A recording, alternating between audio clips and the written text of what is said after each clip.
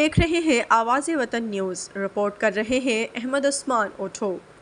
ٹنڈولہیار by pass road پر مکئی سے بھرا ٹرک 11,000 وولٹیج کی تاروں سے ٹکرا گیا، جس کے نتیجے میں کرنٹ لگنے سے 2 مزدور موقع پر ہی جاں بحق ہو گئے، جبکہ 9 مزدور زخمی ہو گئے، جنہیں سول ہسپتال ٹنڈولہیار منتقل کر دیا گیا۔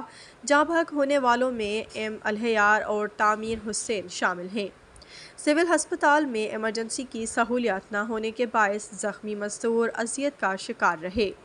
ابتدائی طبی امداد کے بعد انہیں حیدرآباد ریفر کر دیا گیا۔ واقعے کے بعد ڈپٹی کمشنر ٹنڈولہیار الطاف گوہر میمن نے سول ہسپتال پہنچ کر زخمیوں کی عیادت کی اور واقعے کی تفصیلات لی۔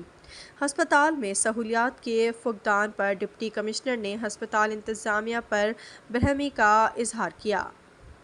ڈپٹی کمشنر الطاف گوہر میمن نے ہسپتال انتظامیہ کو سہولیات کی کمی کو پورا کرنے کی سخت ہدایات جاری کی ہیں۔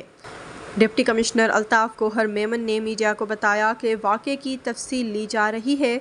واقعے کی وجوہات جاننے اور ذمہ داران کے خلاف کارروائی کی یقین دہانی کرائے۔